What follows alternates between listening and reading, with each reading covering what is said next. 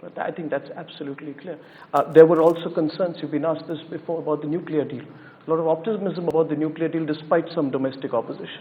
Secretary Clinton, is the nuclear deal conditional in any way at all, to the India signing the NPT or the CTBT?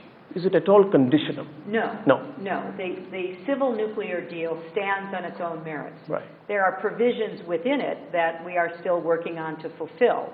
But what I'm hoping in my conversations with the leaders with whom I'll be meeting over the next several days is that India can help us determine how to keep nuclear material and knowledge out of the hands of rogue states and non-state actors. What is the appropriate non-proliferation program for the future?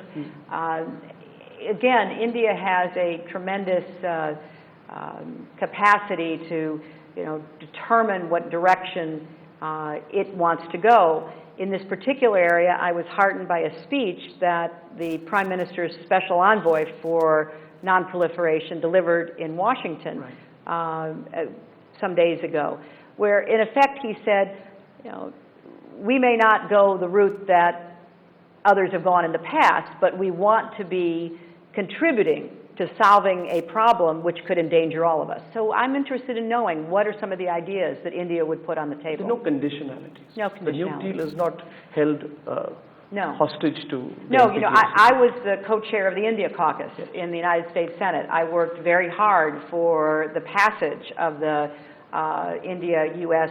civil nuclear deal. I am very committed to it and committed to its full implementation. But I do worry about what we see as proliferation in places like North Korea and Iran, the continuing efforts by terrorist groups to try to get a hold of nuclear weapons or material that can be used in a terrorist act. So I want, as part of our ongoing discussion, to explore with Indian leaders, what can we do to make sure we prevent that? But that's a consensual method. Absolutely. More personal question. You keep coming back to India. I just want to know, viewers want to know, or frankly speaking today, what's your takeaway? There seems to be something, if I'm not mistaken, which draws you, and which has drawn your husband, President Clinton, before you to this country. What's your takeaway this time when you come, which is in the aftermath of, and you're staying at the Taj? Yes, I am.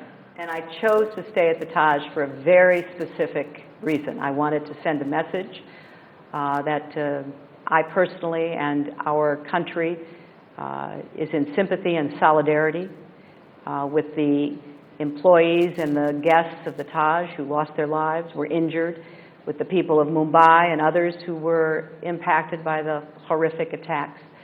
And really as a rebuke to the terrorists who may have tragically taken lives but did not destroy the spirit and the resilience of the people of this city or nation. I am attracted to India. This is my 4th trip. Yes. My husband has been here many times.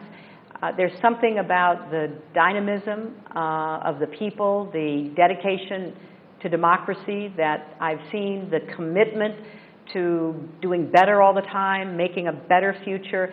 It's inspiring to me, and I can't really express it. It's just a feeling in my heart that makes me very happy to be here.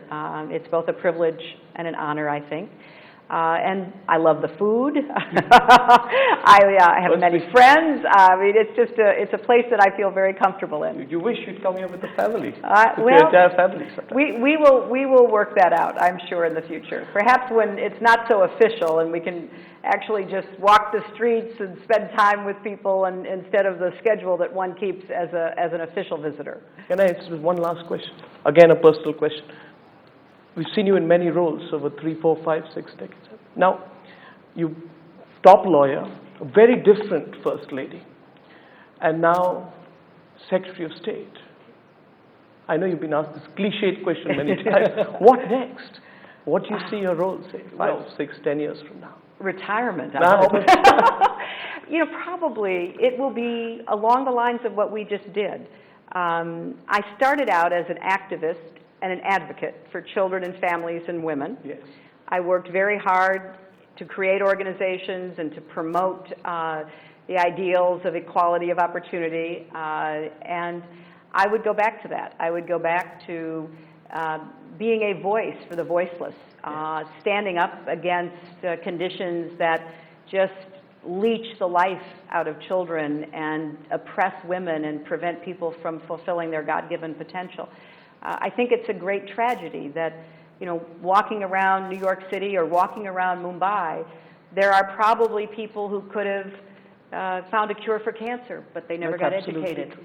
There are probably women who could have been great teachers, but they never were given the chance. And so for me, this is a life's work, to try to expand the opportunities for people to make decisions for themselves in ways that will not only fulfill their own life purposes, but contribute to their families, communities, and nations. Well, I think what you've said today is going to move a lot of people. And thank you so much. It's been really a pleasure and a privilege having you on Frankly Speaking. It's been our pleasure to be here. Thank you so much.